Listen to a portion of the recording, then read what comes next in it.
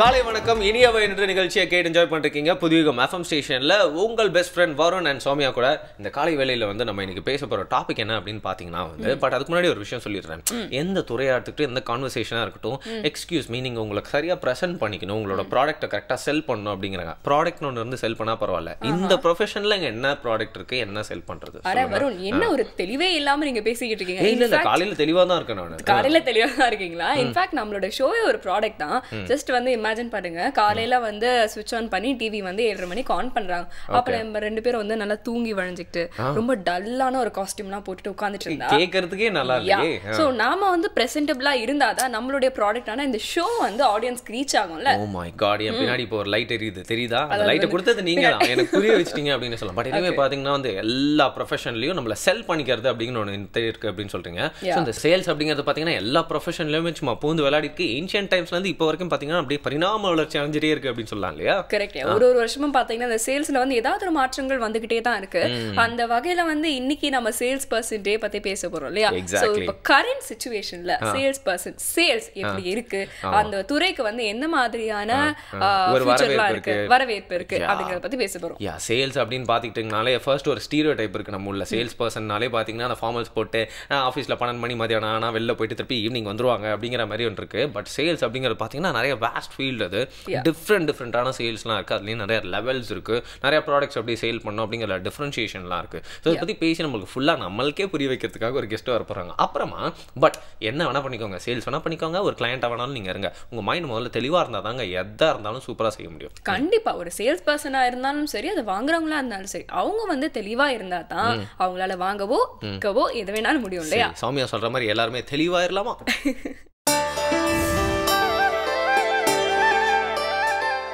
வணக்கம்.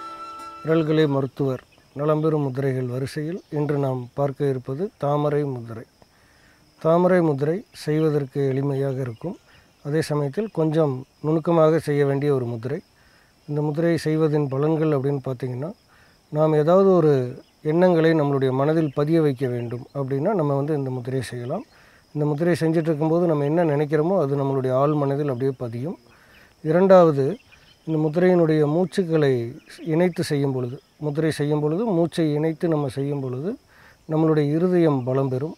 மூன்றாவது அப்படின்னு பார்த்திங்கன்னா, இயல்பான நம்மளுடைய வாழ்க்கையை நடத்துவதற்கு இந்த முதிரை துணையாக இருக்கும். எப்படி செய்கிறதுன்னு பாருங்கள். உங்களுடைய கைகளில் வணக்கம் வைத்து தாமரை மலர் போல் அந்த கையை வந்து விரித்து வைக்க வேண்டும். மறுபடியும் ஒரு தடவை பாருங்கள். கையை வணக்கம் வைத்து உங்களுடைய தாமரை மலர் அப்படியே ஒரு கையில் வந்து தாமரை மலர் வச்சுருந்தாங்க எப்படி இருக்குமோ அந்த மாதிரி அப்படி விரித்து வைக்கணும். இப்போ நம்ம வந்து மூச்சு இழுக்கும்போது விரல்களை மடக்க வேண்டும். பாருங்கள்.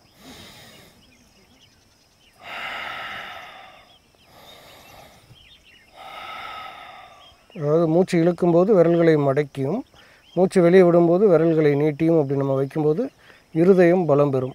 இருதயம் பலம் பெற்றுச்சுன்னா நம்மளுடைய இரத்த ஓட்டம் சீராக அமையும். இரத்த ஓட்டம் சீராக இருந்துச்சுன்னா என்றும் இளமையாக இருப்பதற்கு இது ஒரு வாய்ப்பாக அமையும். மூச்சை உள்ளே இழுக்கும்போது விரல்களை மடக்கிக்கணும், மூச்சு வெளியே விடும்போது விரல்களை நீட்டிக்கணும். இந்த முதிரை வந்து தாமரை முதிரை. பாருங்கள், இப்படி செய்யணும். இப்படி செய்யும்போது மூச்சு வந்து உள்ளே இழுக்கணும், வெளியே விடணும். இப்படி இந்த செய்யும்போது இருதயம் பலம் பெறும். இப்படி வந்து விரித்து வச்சுக்கணும். விரல்கள் எல்லாம் முடிஞ்ச வரைக்கும் இப்படி கொஞ்சம் ரொம்ப இறுக்கமாக இல்லாமல் இலகுவாக இப்படி வைத்துக்கொள்ள வேண்டும். இந்த முதிரைக்கு பெயர் தாமரை முதிரை.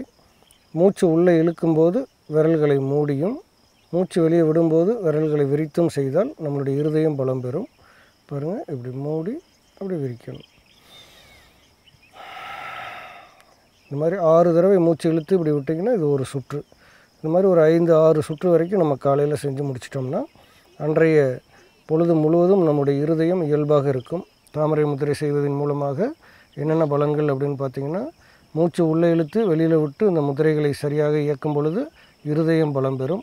இரண்டாவது, மணிக்கட்டு பலம் பெறும்.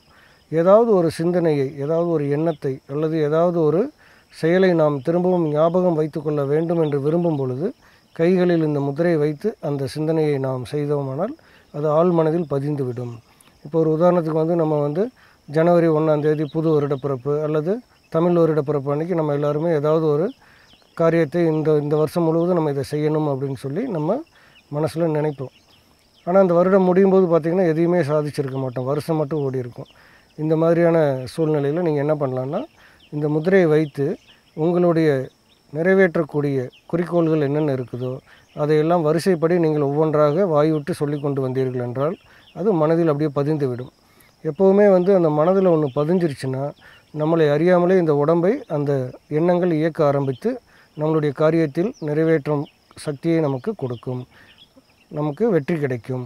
இந்த மாதிரி முதிரைகள் பழகுவதன் மூலமாக வாழ்க்கையில் நாம் ஒரு உத்வேகத்தை அடைய முடியும். மனம் சார்ந்த முதிரைகள் மூலமாக உங்கள் வாழ்க்கை இனிதாக அமைய வாழ்த்துகிறேன். நன்றி, வணக்கம்.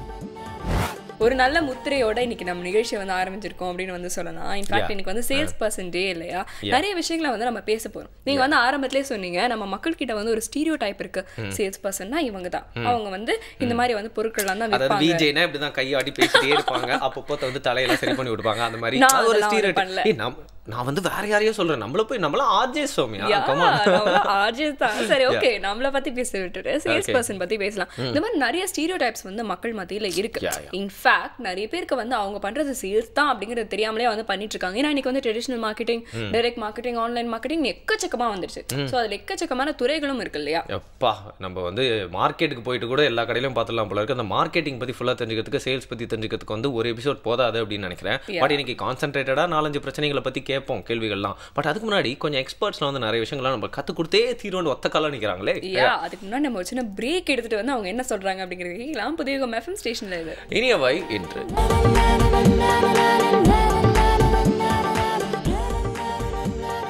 வெல்கம் பேக் அகைன் புதிய FM ஸ்டேஷனில் இனிய ஒரு நிகழ்ச்சி எல்லாருமே கேட்டு என்ஜாய் பண்ணிட்டு இருக்கீங்க. வருண் அண்ட் சௌமியா கூட எப்படின்னு சிரிச்சு நிறைய பேர் பேசிட்டு இருந்தாலும் முதுகொலினால எப்படி அவதிப்படுறாங்க தெரியுமா? நாள் இன்னைக்கு யங்ஸ்டர்ஸ் மோஸ்ட்லி இப்படி உட்கார்ந்தபடியே வேலை செய்யற மாதிரியான வேலைகள்ல தான் நிறைய பேர் ஈடுபட்டு இருக்காங்க இல்லையா. அதே மாதிரி பாத்தீங்கன்னா ரொம்ப டிஸ்டன்ஸ் வண்டியிலேயே டிராவல் பண்றாங்க, பாடி ஆக்டிவிட்டிலாம் இல்லங்கிறீங்க.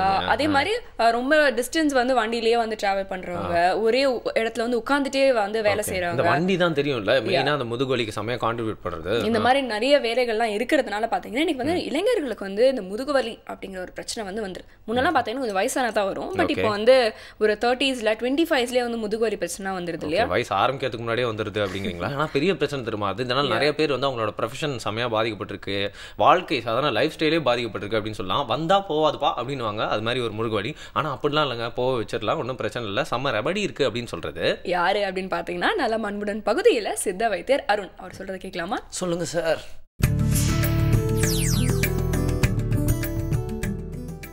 நலம் அன்புடன் பகுதியில் இன்றைக்கு முதுகு வலியை பற்றி பார்க்க போகிறோம். பொதுவாக எல்லாருக்கும் இருக்கக்கூடிய ஒரு பிரச்சனையாக இன்றைக்கி முதுகு வலி இருக்குது. எல்லோரும் ஏதாவது ஒரு சூழ்நிலையில் அந்த முதுகு வலியினால் அவதிப்பட்டிருப்போம். ஏதாவது வாழ்க்கையில் முதுகு வலியினால் அவதிப்படாதவங்களே இருக்க முடியாதுன்னு சொல்கிற அளவுக்கு இந்த முதுகு வலி ஒரு முக்கியமான பிரச்சனையாக இருக்குது. இந்த முதுகு வலி ஏன் ஏற்படுது அப்படின்னு பார்த்தீங்கன்னா, சித்த மருத்துவ அடிப்படையில் பார்க்கும்போது உடலில் அதிகப்படியான வாதம் கூடும்போது எந்த ஜாயிண்ட் வீக்காக இருக்கோ அந்த ஜாயிண்டில் இந்த வாயு, அதிகரித்த வாயு, செரிமானத்தினால உடலில் அதிகரித்த வாயு, செரிமான கோளாறுனால் அதிகரித்த வாயு அந்த ஜாயிண்ட்டில் போய் லாட்ஜ் ஆகும். இப்போ அந்த ஜாயிண்ட்டில் இருந்துட்டு அது வலியை ஏற்படுத்தக்கூடிய ஒரு செய்கையை ஏற்படுத்தக்கூடிய வித்தியாசம் நம்ம சித்த மருத்துவ அடிப்படையில் முதுகு வலின்னு சொல்கிறோம். இந்த முதுகு வலியை எவ்விதமாக நம்ம சரி பண்ணிக்கலாம் அப்படின்னு பார்த்தீங்கன்னா, நம்முடைய பழக்க வழக்கங்களில் சில மாறுதல்கள் ஏற்படுத்திக்கிட்டோம்னாலே இந்த முதுகு வலியிலேருந்து நம்ம குறைவதற்கு ஒரு ஏற்பாடுகள் செஞ்சுக்க முடியும். உதாரணமாக நம்ம உட்காரக்கூடிய பொசிஷன் எப்போவுமே கரெக்டான அந்த மானிட்டருக்கும் நம்ம உட்கார்ற சீட்டுக்கும் கரெக்டான ஒரு ஆங்கிளில் நம்ம உட்காந்தோனாலே இந்த முதுகுவலி வராமல் தடுக்க முடியும். பைக் ஓட்டணுன்னாலும் நம்ம ஸ்ட்ரைட்டாக உட்காந்து பைக் ஓட்டுறது, ஷாக் அப்சார்பர் நல்லா இருக்கக்கூடிய ஒரு பைக்குகளை பயன்படுத்துறது, பஸ்ஸில் கடைசி சீட்டில் உட்கார்றத விட நின்றுக்கிட்டே பயணம் செய்கிறது, இந்த மாதிரியான ஒரு புறக்காரணங்கள் வரக்கூடிய முதுகுவலியை இதன் மூலமே நம்ம தடுக்க முடியும். முதுகுவலி இருக்குது, ரொம்ப நாளாகவே முதுகுவலினால் அவதிப்பட்டுருக்கேன், எனக்கு ஏதாவது ட்ரீட்மெண்ட் இருக்கான்னு கேட்டிங்கன்னா, சிம்பிளான வைத்தியங்கள் நம்ம வீட்டிலே செஞ்சுக்கலாம். பொதுவாக நம்ம வீட்டிலே இருக்கக்கூடிய தேங்காய் எண்ணெய், பச்சை கற்பூரம், ஓமம் இது மூலமாக செய்யக்கூடிய கற்பூராதி தைலம் நம்ம சொல்லுவோம். இந்த கற்பூராதி தைலம் வீட்டிலே ப்ரிப்பேர் பண்ணிவிட்டு அதை பயன்படுத்துகிறனால இந்த முதுகுவலியிலேருந்து விடுபட முடியும். இந்த தைலம் எப்படி செய்கிறதுன்னு கேட்டிங்கன்னா, ஒரு 1 லிட்டர் அளவு தேங்காய் எண்ணெய் எடுத்துக்கிட்டிங்கன்னா ஒரு 15 கிராம் அளவு ஓமம் எடுக்கணும். இந்த ஓமத்தை லேசாக வறுத்து நம்ம அந்த எண்ணெயோடு சேர்த்து கொதிக்க வைக்கணும். தேங்காய் எண்ணெயோட சிறு தீயில் எரித்து கொதிக்க வைக்கணும். அந்த ஓமம் செவந்து நன்றாக மிதக்கக்கூடிய பதத்தில் அந்த தைலத்தை இதை இறக்கி வச்சுட்டு அதை வடிகட்டிட்டு அதில் இறக்கின பிறகு பச்சை கற்பூரம் ஒரு 5 கிராம் அளவு உள்ளே போட்டு மூடி வச்சிடணும். பச்சை கற்பூரத்தோடு சேர்த்து காய்ச்சக்கூடாது, காய்ச்சிங்கன்னா பச்சை கற்பூரத்தோட வேகம் எல்லாமே ஆவியாயிரும். அதனால் இறக்கின பிறகு பச்சை கற்பூரத்தை போட்டு மூடி வச்சிட்டிங்கன்னா இந்த கற்பூராதி தைலம் ரெடி ஆயிரும். இந்த மாதிரியான பிரச்சனையினால் அவதிப்படுறவங்க, அந்த முதுகுவலியினால் பிரச்சனையால் அவதிப்படுறவங்க இந்த கற்பூராய தைலத்தை நன்றாக முதுகுவலி இருக்க இடத்துல நன்றாக அழுத்தி தேய்ச்சி ஒத்தடம் கொடுத்தீங்கனாலே சரியாயிரும். ஒத்தடம் கொடுக்குறதுக்குன்னு சில இலைகள் இருக்குது. அது நொச்சி இலை, தழுதாலை இலை, வாதமடைக்க இலை, இப்படிலாம் நம்ம சொல்லக்கூடிய தழுதாலை இலை, இதெல்லாமே நம்ம ஒத்தடம் கொடுக்கறதுக்குனே உள்ள இலைகள். பழுத்த எருக்களை இதெல்லாமே ஒத்தடம் கொடுக்கறதுக்கு நம்ம வந்து பயன்படுத்தலாம். நொச்சி இலைன்னு சொல்லும்போது நொச்சி இலையை விளக்கெண்ணெயில் வதக்கி முதுகுவலி இருக்க இடத்துல நம்ம ஒத்தடம் கொடுத்தோம்னாலும் அந்த முதுகுவலி முற்றிலுமாக மறந்து போகும். தழுதாலைன்னு சொல்லக்கூடிய வாதமடைக்க இலையை விளக்கெண்ணெயில் வதக்கி ஒத்தடம் கொடுக்கலாம். எருக்களை பழுத்த எருக்களை, மஞ்சளாக இருக்கக்கூடிய எருக்களை பழுப்பையும் விளக்கெண்ணெயில் வதக்கி ஒத்தடம் கொடுக்கலாம். மஞ்சனத்தின்னு சொல்லக்கூடிய நுணான்னு சொல்லக்கூடிய மஞ்சனத்தி இலையை நம்ம தண்ணியில் வேக வச்சு அந்த வேக வச்ச தண்ணியை முதுகில் ஊற்றி ஒத்தடம் கொடுத்தோம்னாலும் அந்த முதுகுவலி வந்து முற்றிலுமாக குணமாகும். உள்ளே சாப்பிடக்கூடிய மருந்துன்னு பார்க்கும்போது முடக்கரத்தான் இலையை கீரையாக செஞ்சு சாப்பிட்லாம். முடக்கரத்தான் இலையை துவையலை செஞ்சு சாப்பிட்லாம். தோசை வச்சு சாப்பிட்லாம். ரசம் வச்சு சாப்பிட்லாம். இல்லை முடக்கரத்தான் இலையை பவுட்ரு பண்ணி காலை 2 கிராம் மாலை 2 கிராம் 2 கிராமில் உள்ளே சாப்பிடும்போது அதிகரித்த வாயு வந்து குறைச்சி இந்த முதுகுவலியை முற்றிலுமாக குணமாக்கக்கூடிய ஒரு திறனை கொடுக்கும். முதுகெலும்பு தொடர்ச்சியாக பிரச்சனை இருக்குது, நரம்பு வலி இருக்குது அப்படின்னு இந்த மாதிரியான சூழ்நிலை இருக்கிறவங்க அமுக்குரா கிழங்கு பொடியை இதோட சேர்த்து பயன்படுத்தலாம். அமுக்குரா கிழங்கு பொடி தனிப்பொடியாக நம்ம வந்து பயன்படுத்த முடியும். நாட்டு மருந்து கடைகளில் கிடைக்கக்கூடிய அமுக்குரா கிழங்கு வாங்கி பாலில் நல்லா வேக வச்சு அதை பவுட்ரு பண்ணிவிட்டு அதில் 2 கிராம் அளவு காலை மாலை 2 வேளை தேனில் குடித்து சாப்பிடும்போதும் இந்த முதுகுவலிங்கிற பிரச்சனையை வந்து முற்றிலுமாக குணப்படுத்த முடியும். முதல்ல எளிய மருந்தாக அந்த தைலத்தை தேய்ச்சி பார்த்துட்டு 2-3 நாளில் சரியாகலைன்னா இந்த மாதிரியான உள் மருந்துகளை எடுத்துகிட்டு உணவு கட்டுப்பாட்டோடு இருந்தோன்னா இந்த முதுகுவலி திரும்ப வராத ஒரு சூழ்நிலையை நம்ம ஏற்படுத்த முடியும். நலம் அன்புடன் பகுதியில் வந்து ஒரு நல்ல விஷயத்தை பற்றி தெரிஞ்சுக்கிட்டோம் இல்லையா? இப்போ அடுத்து வந்து பார்த்தீங்கன்னா வந்து புத்தகம் பகுதியில் நம்ம ஒரு புக் பார்க்க போகிறோம். பட் அதுக்கு முன்னாடி ஒரு சின்ன விஷயம். பொதுவாக பார்த்தீங்கன்னா வந்து இந்த ரீடிங் ஹேபிட்லாம் இருக்கு இல்லையா? நிறைய பேர் பார்த்தீங்கன்னா வந்து புக்கை வந்து ரொம்ப ரசித்து வந்து படிப்பாங்க. அவங்ககிட்டலாம் கேட்டிங்கன்னா ஒரு புக் வந்து படித்து முடிச்சதுக்கப்புறம் வந்து அவங்களுக்கு ரொம்ப சோகமாயிடும் அப்படின்னு சொல்லுவாங்க. கேள்விப்பட்டிருக்கீங்களா? ஏன் அப்படியே அந்த புக் அவ்வளோ கொடூரமாக இருக்குமா? இல்லை, அப்படிலாம் வந்து கிடையாது. என்ன அப்படின்னு பார்த்தீங்கன்னா, இப்போ நீங்கள் ஒரு டிவி சீரீஸோ இல்லை வந்து ஒரு விளையாட்டுலையோ வந்து கலந்துருக்கீங்க அப்படின்னு வச்சுக்கோங்களேன். உங்களுக்கு அந்த டிவி சீரீஸ் பார்த்து முடிக்கும் போதோ இல்லை அந்த விளையாட வந்து முடிக்கும் போதோ வந்து பார்த்தீங்கன்னா முடிஞ்சிருச்சு அப்படிங்கிற ஒரு ஃபீல் வரும் இல்லையா? எனக்கு ஸ்கூலோட கடைசி பீரியட் வரும்போது தவிர்த்து எல்லாமே முடியும் போது கொஞ்சம் ஃபீலிங்காக தான் இருக்கும். அப்போ வந்து பார்த்தீங்கன்னா நம்ம ஸ்கூல் முடிக்கும் போது ஃபீல் பண்ணியிருப்போம், காலேஜ் முடிக்கும் போது ஃபீல் பண்ணியிருப்போம். அதே மாதிரி தான் இவங்களுக்கு வந்து ஒரு புத்தகம் வந்து ஒரு வாழ்க்கை மாதிரி அவங்களுக்கு வந்து தெரிஞ்சிருக்கு, ஒரு பயணம் மாதிரி. ஸோ அந்த பயணம் முடியும் போது அவங்களுக்கு தான் வந்து ஒரு சின்ன ஃபீலிங் வந்துடும். நிறைய ஹியூமன்ஸ் எல்லாம் வந்து நெக்லெக்ட் பண்ணிட்டு ரொம்ப நாள் புக்குள்ளேயே மூழ்கிருப்போம். திருப்பி வந்துச்சு இவங்க மூஞ்செல்லாம் பார்க்கணுமா அப்படிங்கிற மாதிரி இருக்கும். உண்மைதான், புக்கு வந்து அந்த அளவுக்கு நம்ம மேலே இம்பாக்ட் கொடுக்கும் அப்படின்னு சொல்றீங்க. I take that point. So அது மட்டும் இல்லாமல் வந்து நீங்க வந்து நம்ம பிரேக் டைம்ல வந்து சொல்லிட்டு இருக்கீங்க சேல்ஸ் ஸ்ட்ராட்டஜி கூட இந்த புக்ல வந்து ஏதோ இன்க்ளூட் ஆயிருக்கு. அதை நான் சொல்றேன். பட் அதுக்கு முன்னாடி வந்து ஒரு ஜீனியஸ் வந்து சூப்பரான புக்கை பத்தி சொல்றாரு, அதை பார்க்கலாம். புரட்சி கவிஞர் பாரதிதாசனுடைய படி படி படிங்கிற அந்த கவிதை, நூலைப்படி சங்கத்தமிழ் நூலைப்படி முறைப்படி நூலைப்படி காலையில் படி கடும்பகல் படி மாலை இரவு பொருள்படும்படி கற்பவை கற்கும்படி வள்ளுவர் சொன்னபடி கற்கத்தான் வேண்டும் அப்படி கல்லாதவர் வாழ்வதெப்படி அறம்படி பொருளைப்படி அப்படியே இன்பம் படி இறந்த தமிழ் நான்மறை பிறந்ததென்று சொல்லும்படி அகப்பொருள்படி அதன்படி புறப்பொருள்படி புக புக படிப்படியாய் புலமை வரும் என் சொற்படி. இப்படி படிப்படியாக இன்னும் போகுது நிறைய. அதில் முக்கியமாக கடைசியாக 4 அடிகள் இருக்கும். அது என்னென்னா, தொடங்கையில் வருந்தும்படி இருப்பினும் ஊன்றிப்படி. இதுதான் ரொம்ப முக்கியம் படிக்கிறவங்களுக்கு. தொடங்கையில் வருந்தும்படி இருப்பினும் ஊன்றிப்படி அடங்கா இன்பம் மறுபடி ஆகும் என்ற ஆன்றோர் சொற்படி நூலைப்படி அப்படின்னு. இது கொஞ்சம் பின்னாடி தான் எனக்கு புரிஞ்சுது. ஆனால் அதை படிக்கிற ஆசை வந்ததுனால இன்னைக்கு வரைக்கும் என்னுடைய நேரம் எப்பயுமே பயனில்லாமல் போகிறது கிடையாது. அப்படி நான் படித்த ஒரு பயனுள்ள புத்தகம் எதுன்னா இந்த தம்மபதம். யாழன் ஆதி அவர்களால் தமிழில் தொகுத்து கொடுக்கப்பட்ட ஒரு அருமையான நூல். இந்த தம்மபதம்னாலே நமக்கு தெரியும், புத்தருடைய அறவுரைகள், அதனுடைய தொகுப்பு தான்.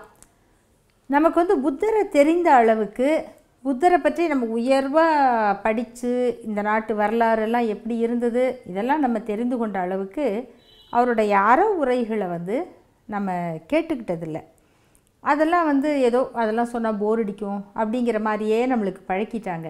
அவருடைய ஒரு சொல் தானே அன்பு செலுத்துங்கிறது. எதிரிக்கும் அன்பு காட்டு, அறம் உடையவனுக்கு கோபம் வராது, அன்பு தான் வரும். இந்த ஒரு சொல் தானே. அந்த சொல் அசோகன் என்கிற ஒரு மாமன்னனை எப்பேற்பட்ட ஒரு சமூக காவலனாக மாற்றியது. இன்னைக்கு வரைக்கும் நமக்கு இந்தியாவின் சின்னம்னு சொன்னால் அசோக சக்கரம் அப்படிங்கிறது கிட்டத்தட்ட நியாயத்தின் அடையாளமாக ஒரு அரசு இருக்கணும் அப்படிங்கிறதுக்கு அசோக சக்கரத்தை விட சிறந்த ஒரு உதாரணம் இல்லை. ஒருத்தர் பேசுகிறத கேட்டால் நமக்கு வந்து பிடிக்கணும். அப்படி பேசுகிறதுக்கு ஒருத்தர் எப்படி பேசணும்? புத்தர் சொல்கிறார், நாவடக்கி அறிவோடு பேசி தியானத்தில் இருந்து சொற்களையும் அவற்றின் பொருட்களையும் கூறுபவர் உரையில் இனிமையோ இனிமை. திருவள்ளுவர் சொல்கிறார்ல, ஒரு சொல் எப்படி இருக்கணும், கேட்டாரை பிணிக்கும் தகையவாய் கேளாரும் வேட்பு மொழிவதாம் சொல் அப்படின்னு. அப்படி அந்த சொல் எப்படி இருக்கணும், எங்கேருந்து வரும்னா முதல்ல நமக்கு தான் பேச தெரியுது அப்படின்னு எடுத்தெறிந்து பேசிடக்கூடாது. பேசுகிறதுக்கு நாவை அசையணும். ஆனால் புத்தர் சொல்கிறாரு நாவை அடக்கணும். அப்புறம் தம்மபதத்தை வந்து இவ்வளோ ஒரு அழகான சொல்லோட்டத்தோடு சொல்கிறது ரொம்ப கஷ்டம். யாழநாதி சொல்கிறாரு பாருங்கள் புத்தருடைய சொற்களை, இச்சை தீ போன்று வேறில்லை. தீ எத்தனையோ இருக்குது, பொறாமை இருக்குது, கோபம் இருக்குது, நிறைய இருக்குது. இச்சை, ஆசை, கிரீடு அப்படின்னு இங்கிலீஷில் சொல்கிறாங்க, பேராசை. இச்சைன்னு வந்து ஒன்றின் மீது எப்பயுமே தீராத ஒரு ஆசை.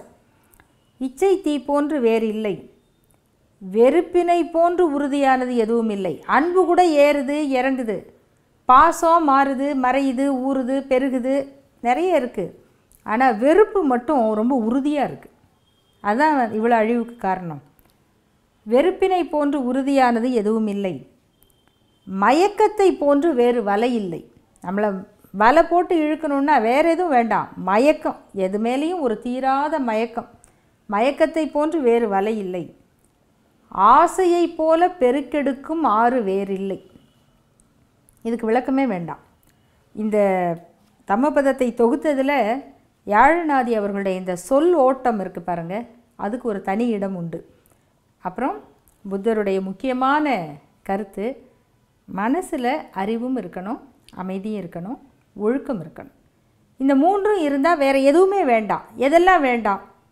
உடைகளற்று நிர்வாணமாய் அலைதலோ, சுத்திகரிக்கப்படாத சடைமுடி வைத்தலோ, துலக்கப்படாத பற்கள், சகதி பூசிய உடல், பட்டினி கிடத்தல், அழுக்கடைந்திருத்தல், சாம்பல் குளித்தல், தவமியற்றல் என்று இருத்தலோ பயனொன்றும் தருவதில்லை சலனங்கள் மனதிருக்க. சலனமில்லாத மனதுக்கு இது எதுவுமே தேவையில்லை. அந்த மனதை அடைவதற்கு தம்மபதத்தை படிக்கலாம். பியூட்டிஃபுல் புக் சொன்ன மாதிரியே இருந்துச்சு இல்லையா? பட் அதுவும் முடியும் போது நம்மளுக்கு கொஞ்சம் வந்து லைட்டாக கஷ்டமாக தான் இருந்துச்சு. பட் இந்த புக்லேயே வந்து பார்த்தீங்கன்னா சேல்ஸ் ஸ்ட்ராட்டஜிலாம் நிறையா இருக்குது. அந்த கவர்லாம் இருக்கு இல்லையா, நீங்கள் தான் நல்ல புக் எழுதுனால அந்த கவரில் நிறைய கான்சன்ட்ரேட் பண்ணி ஆர்ட்ஸ்லாம் வச்சு கொஞ்சம் கலர்ஸ்லாம் இன்க்ளூட் பண்ணி கொஞ்சம் அட்ராக்டிவாக இருந்தாலும் அந்த புக்கை எல்லாருக்குமே வந்து லைப்ரரியில் என்ன புக்குன்னு அது எடுத்து பார்க்கறதுக்கு தோணும் அப்படின்னு சொல்லலாம் இல்லையா? அதில் கூட இந்த டார்கெட் ஆடியன்ஸ் அப்படிங்கிற ஒரு விஷயத்தை வந்து பார்ப்பாங்க. இப்போ வந்து சில்ட்ரனுக்கான புக்குன்னா அவங்களுக்கு ஏற்ற மாதிரி நிறைய கலர்ஸ், நிறைய கார்ட்டூன், எக்கச்சக்கமான எலிமெண்ட்ஸ் இருக்கணும். அப்படி இந்த டோரா அப்படி அந்த மாதிரியான கார்ட்டூன்ஸ்லாம் போட்டு இதே பார்த்தீங்கன்னா ஒரு மிடில் ஏஜ் குரூப்னா அவங்க வந்து ஆண் இல்லையா பெண், யாரை வந்து டார்கெட் பண்றாங்க அப்படிங்கிற ஒரு விஷயம் கூட இருக்கு இல்லையா? எக்ஸாக்ட்லி. ஸோ சேல்ஸை பற்றி நம்மளோட பேசுறதுக்கு சூப்பரான ஆட்கள்லாம் இருக்காங்க. சேல்ஸோட இன்னும் நிறைய முக்கியமான விஷயம்லாம் கூட இருக்குப்பா பேசுறதுக்கு, தெரிஞ்சுக்கிறதுக்கு அப்படின்னு ஒருத்தர் வந்து சொல்றாரு. யார் என்னன்னு எல்லாருக்குமே தெரியும். பட் ஒரு குட்டி பிரேக் அப்புறமே அவரை பார்க்கலாம். புதிய எஃப்எம் ஸ்டேஷன்ல இது இனியவை இன்று.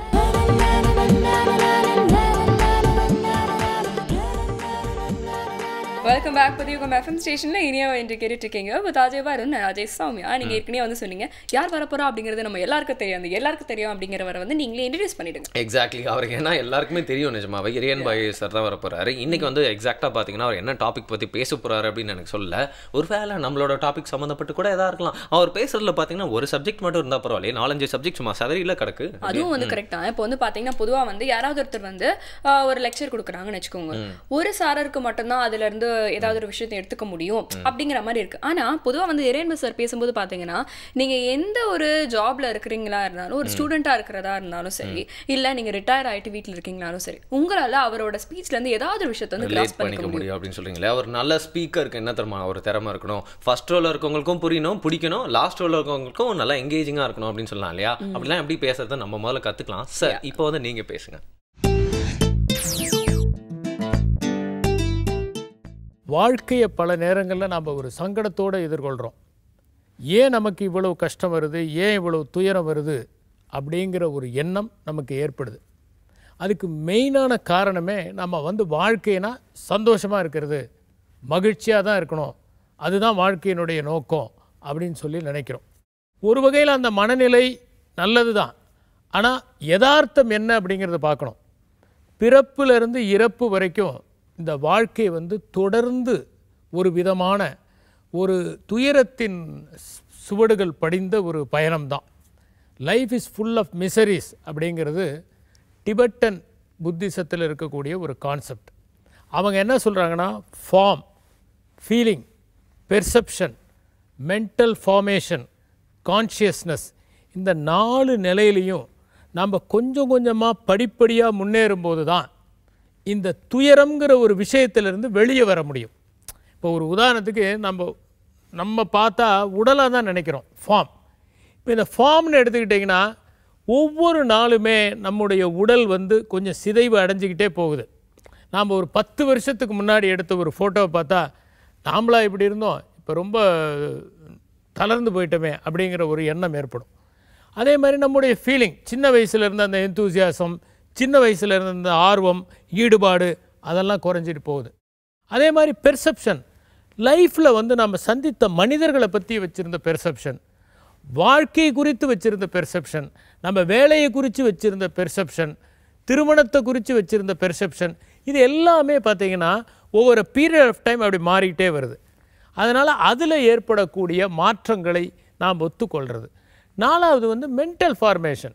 நம்ம நண்பர்களை பற்றி ஒரு ஐடியா வச்சுருக்கோம். நம்முடைய பணியில் நம்ம சந்திக்கக்கூடிய மனிதர்களை பற்றி ஒரு ஐடியா வச்சுருக்கோம். இது எதுவுமே இல்லாமல் ஒரு க்ளீன் ஸ்லேட் மாதிரி இருக்கிறது. இது வரைக்கும் இவரை நம்ம சந்தித்ததே இல்லை அப்படின்னு நினைக்கிற மாதிரி ஒரு மனிதரை பார்த்தோம்னா நேற்று அவர் என்ன பண்ணார் அப்படிங்கிற பிரச்சனை நமக்கு ஏற்படாது. இன்னொன்று, நம்ம கான்ஷியஸ்னஸ் தான் நம்முடைய ஃபார்ம். இப்போ ஒரு மனிதன்னா என்னென்னா அவனுடைய கான்ஷியஸ்னஸ் தான். சின்ன வயசுலேருந்து இது வரைக்கும் நம்மோட தொடர்றது எது? நம்ம உருவம் தொடரல, நம்முடைய உணர்வுகள் தொடரல, நம்முடைய வாழ்க்கை குறித்த பார்வைகள் தொடரல, நம் மனத்தில் ஏற்பட்ட பிம்பங்கள் தொடரல. ஆனால் எது தொடருது? கான்ஷியஸ்னஸ் அப்படிங்கிற ஒன்று தொடர்ந்துக்கிட்டே இருக்கு. அந்த கான்ஷியஸ்னஸ் தான் நம்முடைய உண்மையான வடிவம், அதுதான் நம்ம எஞ்சி இருக்க போகிற ஒன்று அப்படின்னு நினைக்கும் போது தான் இந்த துயரத்திலிருந்து நம்ம விடுபட முடியும். அதாவது இந்த வாழ்க்கையில் துயரம் இருக்க தான் செய்யுது, எல்லா டைம்லேயும் துயரம் தான். ஆனால் அதுக்காக அதையே பார்த்து சுருங்கிடலாமா? இதுலேயும் சந்தோஷம் வருது இல்லை, அந்த சந்தோஷத்தை நம்ம எடுத்துக்கணும், அந்த சந்தோஷத்தை நினச்சிக்கணும். இப்போ ஒரு மனிதன் இருக்கான், அவன் நமக்கு கெட்டது செஞ்சதை மட்டும்தான் நம்ம சொல்லுவோம். அவனே ஒரு நல்லது செஞ்சுருப்பான், அதை நினச்சோம்னு வச்சுக்கோங்க, அவன் மேலே இருக்கிற காழ்ப்புணர்வு, கசப்புணர்வு எல்லாமே போயிடும். அதனால் மனிதர்கள்கிட்ட கூட இன்னாததை விட்டுறணும், இனியவை காண்க. அதை எப்படி பார்க்க முடியும்? எல்லாத்தையும் ஒரு ஆப்டிமிஸ்டிக் ஆங்கிளில் பார்க்கணும். இந்த துயரமும் இயல்பானது, இந்த துயரமும் கடந்து செல்லக்கூடியது. இப்போ ஒரு 10 வருஷத்துக்கு முன்னாடி நாம் ஒரு நிகழ்ச்சிக்காக வருத்தப்பட்டிருப்போம். அதே வருத்தம் இன்றைக்கி இருக்கா? இன்னும் சொல்லப்போனால் அந்த நிகழ்ச்சியை மறந்து போச்சு. 20 வருஷத்துக்கு முன்னாடி ஏதோ ஒன்று கிடைக்காமல் இருந்திருக்கும். ஐயோ கிடைக்கலையேன்னு அந்த வீட்டில் இருக்கிறவங்க அத்தனை பேரும் சேர்ந்து அழுதுருப்பாங்க. இப்போ பார்த்தீங்கன்னா கிடைக்காததே நல்லதாங்க, அது கிடைச்சிருந்தா என் வாழ்க்கையே மோசமாக போகும் அப்படின்னு சொல்கிறவங்க இருக்காங்கல்ல. அதனால் நாம் சிலது கிடைக்காமல் போனாலும், இல்லாமல் போனாலும், சில துயரங்கள் ஏற்பட்டாலும் என்ன நினைக்கிறோம்னா, இந்த துயரத்தை தாண்டி வாழ்க்கை மகிழ்ச்சியானதாக இருக்கிறது, இதுவும் வாழ்க்கையின் ஒரு பகுதி, ஒத்துக்கணும். அப்போ தான் நாம் உண்மையான மகிழ்ச்சி எது அப்படிங்கிறத தேட முடியும். நம்ம என்னென்னா ஒரு பொய்யான மகிழ்ச்சி பின்னாடி ஓடிக்கிட்டு இருக்கோம். ஒரு சின்ன ஒரு கதை, 2 தவளையை ஒரு பாம்பு விழுங்கிருச்சு. இந்த ஒரு தவளை இருக்கே, இந்த 2 தவளையில் ஒரு தவளை ஆப்டிமிஸ்ட் தவளை, எப்போ பார்த்தாலும் எல்லாத்தையுமே பாசிட்டிவாகவே பேசிகிட்டு இருக்கோம். இந்த வயிற்றுக்குள்ளே போனோன்னே இந்த இன்னொரு தவளை சொன்னிச்சு, இவ்வளவு நாளாக நீ ஆப்டிமிசம் பேசிக்கிட்டு இருந்தையே, இப்போ என்ன பண்ணுவேன் அப்படின்னு. தப்பாரு, இப்போ கூட சந்தோஷம்தான், இந்த மாதிரி எங்கேயாவது இலவச போர்ட் அண்ட் லாட்ஜிங் கிடைக்குமா அப்படின்னுச்சு. என்னது? ஆமாம், வேறு எங்கேயாவது நமக்கு இலவச உணவும் இலவச இருப்பிடமும் கிடைக்குமா, இந்த பாம்பு வயிற்றில் கிடைச்சிருக்கே அப்படின்னு. இன்னும் அது சொன்னிச்சு, இலவச இருப்பிடம் சரி, ஆனால் உணவு எங்கேயா கிடைச்சிது அப்படின்னுச்சு. இன்னும் இந்த தவளை சொன்னது, அடப்பாவி நாம் தான் உணவு அந்த பாம்புக்கு அப்படின்னு. அதனால் மரணத்தின் தருணத்தில் கூட துயரத்தை மகிழ்ச்சியாக எடுத்துக்கொள்ளுகிற மனப்பான்மையை வளர்ப்பவர்களுக்கு வாழ்க்கை என்பது துயரங்களின் தொகுப்பு அல்ல, அது அனுபவங்களின் வகுப்பு. அப்படி எடுத்துக்கொள்ளுகிற போதுதான் இந்த வாழ்க்கை இனிமையாக அமையும். வழக்கு போல் வந்து ஒரு பெஞ்ச் மார்க் அப்படின்னு சொல்லலாம். நம்மளோட ஷோல்டர் நடுவில் வந்து ஒரு பெஞ்ச் மார்க் ஸ்பீச்சை கொடுத்துட்டு போயிட்டாரு இறையன் பாய் சார். அண்ட் நெக்ஸ்ட் பார்த்தீங்கன்னா வந்து இன்னும் நிறைய விஷயங்கள் என்கிட்ட கேட்கணும் நீங்கள், அப்போ தான் நான் சேல்ஸ் பற்றி சொல்லுவேன். நீங்களே சேல்ஸ் பற்றி சொல்லிட்டே இருந்தால் அப்படி யாராவது தப்பாக புரிஞ்சுக்க மாட்டாங்களா அப்படின்னு சொல்லிட்டு நம்ம கெஸ்ட் கேட்டாலும் கேட்கலாம். ஸோ அவங்கள முதல்ல கூப்பிட்டுலாம், சரியா? அது மட்டும் இல்லாமல் பார்த்தீங்கன்னா ரொம்ப செலக்டட் கொஸ்டின்ஸ் தான் எடுத்து வச்சிருக்கோம். ஏன்னா சேல்ஸே ஒரு வாஸ்ட் சப்ஜெக்ட் அப்படிங்கிறனால அதை பற்றி பேசினா பேசிட்டே போயிட்டு இருக்கலாம். அதில் வந்து குறிப்பிட்ட சில விஷயங்கள் பற்றி நம்ம இன்னைக்கு தெரிஞ்சுக்க போகிறோம் அப்படின்னு சொல்லலாம். சேல்ஸ் பர்சன் டேல கண்டிப்பாக ஒரு சின்ன பிரேக் அப்புறம் நம்ம கெஸ்ட் கிட்ட வந்து பேசலாம். புதிய எஃப்எம் ஸ்டேஷனில் இது இனிய வை.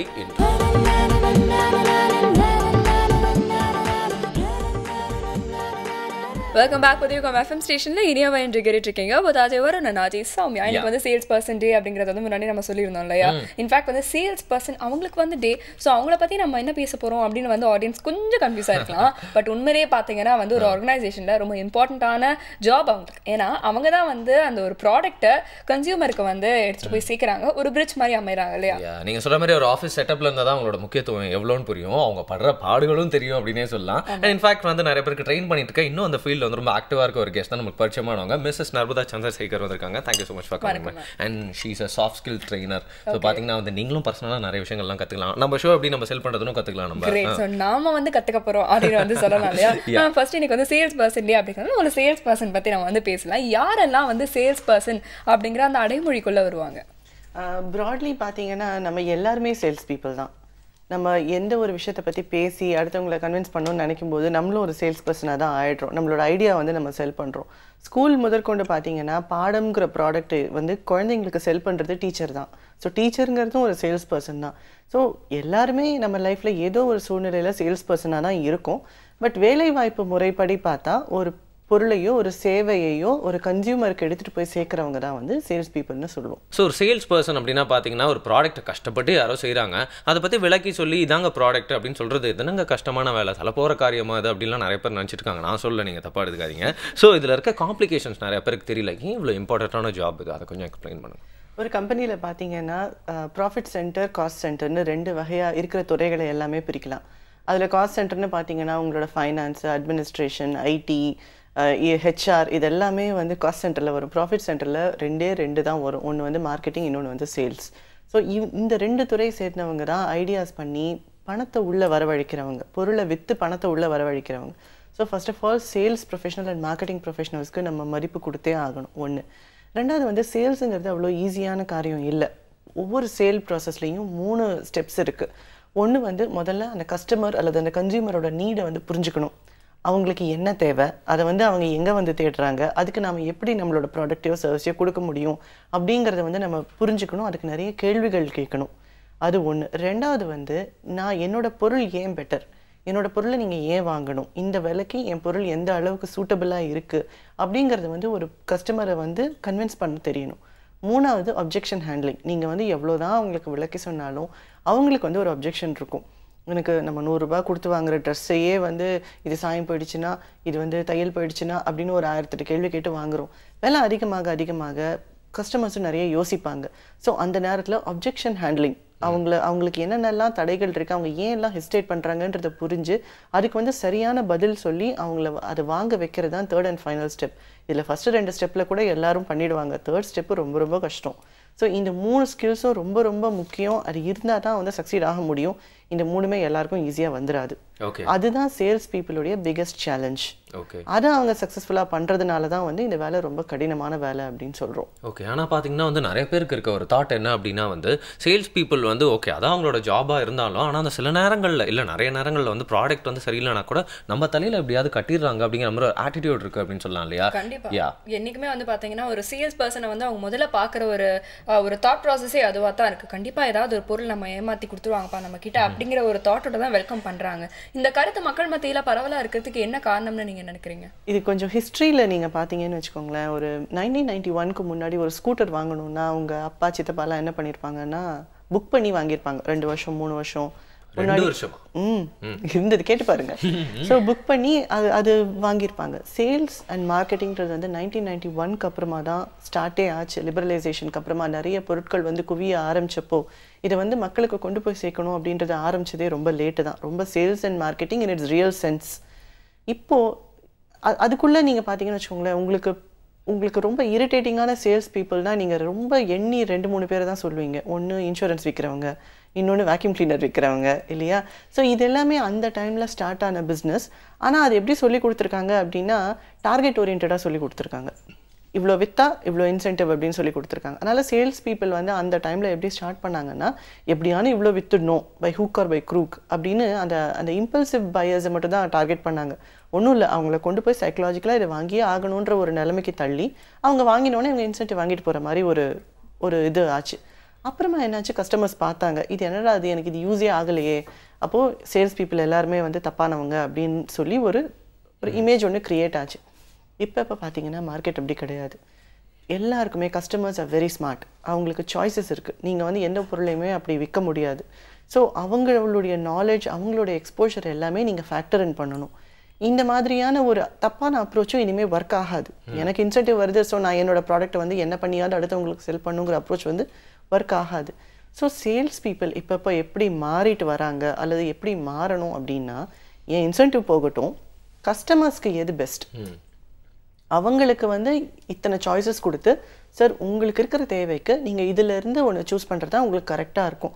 இன்னும் சொல்ல போனீங்கன்னா உங்கள் நிலைமையில் நான் இருந்தால் நான் இந்த ப்ராடக்ட் வாங்குவேன், ஏன்னா இது என்னோட ஸோ நீட்ஸை வந்து இது ஃபுல்ஃபில் பண்ணும் அப்படின்னு எக்ஸ்பிளைன் பண்ணி த லக்ஸரி ஆஃப் சாய்ஸை அவங்களுக்கு கொடுக்குற ஒரு சேல்ஸ் பர்சனால தான் வந்து சக்ஸஸ்ஃபுல்லாக விற்க முடியும். ஓகே, நீங்கள் சொல்கிறது பார்த்தா வந்து நியாயமான காரணங்களை வந்து முன் வச்சு ஒரு பொருளை வந்து விற்றா வந்து எல்லாருக்குமே வாங்குறதுக்கு முதல்ல ஒரு மைண்ட் செட் ஏற்படும் அப்படின்னு சொல்லலாம் இல்லையா? கண்டிப்பாக. இப்போ மேம் வந்து பார்த்தீங்கன்னா வந்து இந்த மாதிரி ஒரு விஷயம் வந்து வரணும் அப்படின்னு வந்து சொன்னாங்க. இன்ஃபேக்ட் வந்து ப்ராக்டிக்கலாக வந்து இன்னும் சில சேல்ஸ் பர்சன்ஸ் வந்து இந்த நீங்கள் நம்ம முன்னாடியே மென்ஷன் பண்ண அந்த ஒரு சின்ன ஆட்டிடியூடில் வந்து இருக்காங்க. எப்படியாவது கன்வின்ஸ் பண்ணி ப்ராடக்ட்டை வந்து விற்றுறணும், எப்படியாவது அவங்களை கன்வின்ஸ் பண்ணிடணும் அப்படின்னு. ஸோ இது ஆப்போசிட்டாக ரியாக்ட் ஆகிறதுக்கு ஏதாவது வாய்ப்பு இருக்கா வருண்? அதாவது பார்த்தீங்கன்னா நீங்கள் சொன்ன மாதிரி ஓவர் ஸ்மார்ட் ஆகிட்டாங்க கஸ்டமர்ஸும். இப்போ எவ்வளோ ரிவ்யூஸ் பார்க்குறாங்க, கம்பேர் பண்ணி பார்க்குறாங்க, யாருக்கும் ஃபோன்லாம் பண்ணி கேட்குறாங்க, யாராவது செம்ம டீல் பண்ணியிருந்தா அதே மைண்டில் வச்சுட்டு இருக்காங்க. அப்படி இருக்கிறப்போ வந்து நல்லா கேட்டு நிறைய சேல்ஸ் பர்சனை வெறுப்பேற்றின கஸ்டமர்ஸ்லாம் நான் பார்த்துருக்கேன். ஒரு லெவலுக்கு அப்படியே வாங்குற மாதிரியே பேசுவாங்க, ஆனால் உயிரை வாங்கிடுவாங்க அப்படின்னே சொல்லலாம். ஸோ அந்த மாதிரி பீப்புள் கிட்டலாம் அந்த மாதிரி ஆப்போசிட் ரியாக்ஷன் நடக்கிறப்போ என்ன மாதிரி இருக்கணும் சேல்ஸ் பீப்புள் அப்படின்னு சொல்லி? அது ஒன்றுமே பண்ண முடியாதுங்க. We have to be motivated. If we are in sales, மோட்டிவேஷன்றது வந்து நம்மளோட ப்ரீதிங் மாதிரி இருக்கணும்.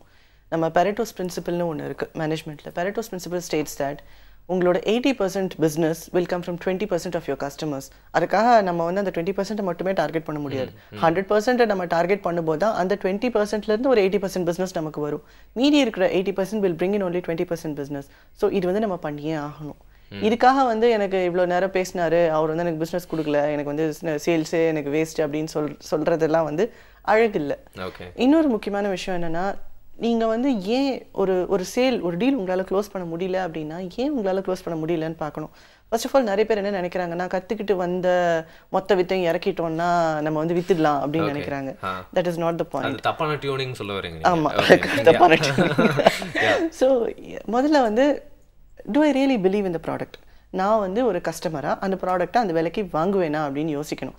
முதல்ல எனக்கே அதில் ஏன் இந்த க்ரீமை நானே யூஸ் பண்ண மாட்டேங்கும் போது நான் எப்படி இன்னொருத்தங்களை யூஸ் பண்ணுங்க நான் சொல்லுவேன் இல்லையா?